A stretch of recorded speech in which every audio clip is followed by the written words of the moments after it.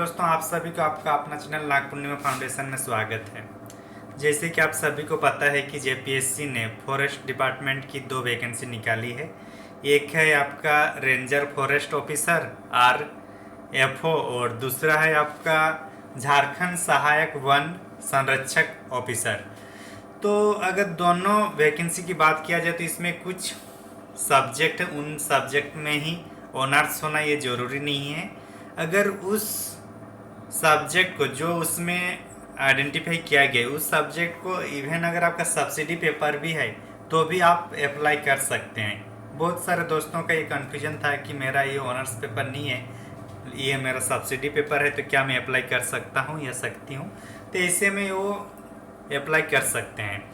अगर मान के चलिए किसी का आर्ट्स बैकग्राउंड है और जिनका अगर कुछ सोशल साइंस केमिस्ट्री बायोलॉजी या जो भी इस टाइप से नहीं है, तो अगर वो हम लोग के टाइम जो एक EVS एक पेपर आता था, अगर वो EVS पेपर भी अगर है तो भी जो इन्वायरमेंट वाला जो पेपर भी अगर वो भले एक साल के लिए था, अगर वो पेपर भी अगर है तो वो भी एलिजिबल है इस परीक्षा को देने के लिए। तो इसलिए जिन भी दोस्तों को, विद्यार्थियों को या अभ्यर्थियों को जो कन्फ्यूजन था कि क्या सब्जेक्ट, अगर मेरा सब्जेक्ट ऑनर्स पेपर नहीं है तो क्या मैं भर सकता हूँ कि नहीं, तो आराम से भर सकते हैं। अगर वो एक सब्सिडी पेपर के रूप में भी अगर वो उस सब्जेक्ट का अगर वो अध्ययन कर चुके हैं। तो यहाँ अगर सिलेबस की बात किया जाए तो PTS जैसे कि संभावित डेट दे दिए हैं 18 अगस्त को। तो अगर ऐसे JPSC का रिकॉर्ड है अभी पिछले 2 साल से कि जो डेट दे रहे अमूमन उसी डेट पे हो रहा है एग्ज़ाम। तो इसमें भी चांस लग रहा है कि हो जाए। भले आपको लग रहा है कि सिर्फ 10 दिन तो बच रहा है, लेकिन इसमें भी होने की संभावना है, क्योंकि JPSC अब एक लॉन्ग टाइम वाला नहीं है कि आप एक नोटिफिकेशन आए उसके बाद 3 महीना बाद एग्जाम हो, ऐसी बात नहीं है।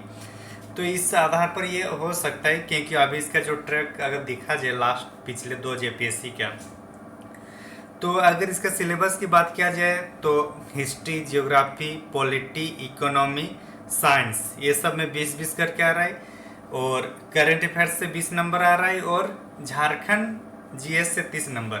तो 150 नंबर में आपको 150 नंबर का परीक्षा देना है। इसमें अब दुविधा ये है कि बहुत सारे बच्चे CGL का भी तैयारी कर रहे हैं और JPSC का, तो इससे में बैलेंस रखना बड़ी मुश्किल है।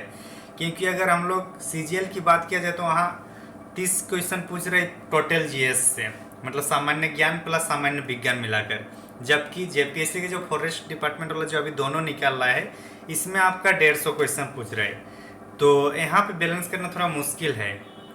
और बात किया जाए दोनों JPSC लेवल का है, JPSC का है तो मतलब B ग्रेड का है, तो ठीक ठाक है। यहाँ पे भी मतलब कंपटीशन रहेगा। हालांकि JPSC जो सिविल सर्विस है उसके अकॉर्डिंग थोड़ा इसमें कम चांस है, मतलब इसमें कटअप थोड़ा कम जाएगा।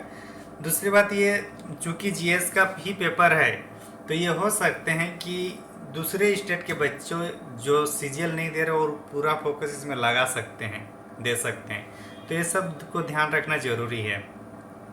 और अभी जो 10-15 दिन है तो 10-15 दिन में कोई भी टॉपिक कंप्लीट नहीं हो सकता है। तो जो पहले का मतलब जो टॉपिक क्या है उसी को बार बार रिवीजन करना होगा जितना हो सके। और टेस्ट सीरीज अगर कहीं मिल रहा है, इवन हम लोग भी टेस्ट सीरीज शुरू करने जा रहे हैं, 1 अगस्त से शुरू होगा। टोटल 5 टेस्ट हम लोग लेंगे।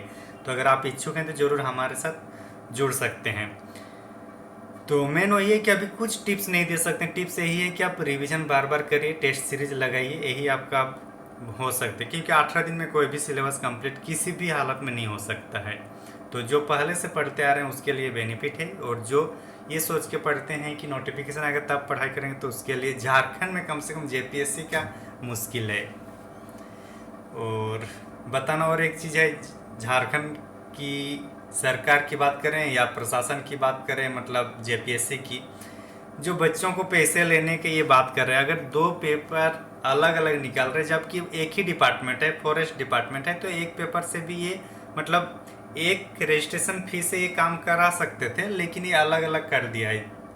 मतलब कहीं ना कहीं इलेक्शन का देखा जा रहा है, हो सकता है पॉलिटिक्स में पैसे की कमी है तो इसलिए भी हो सकता है ऐसे। हालांकि इसको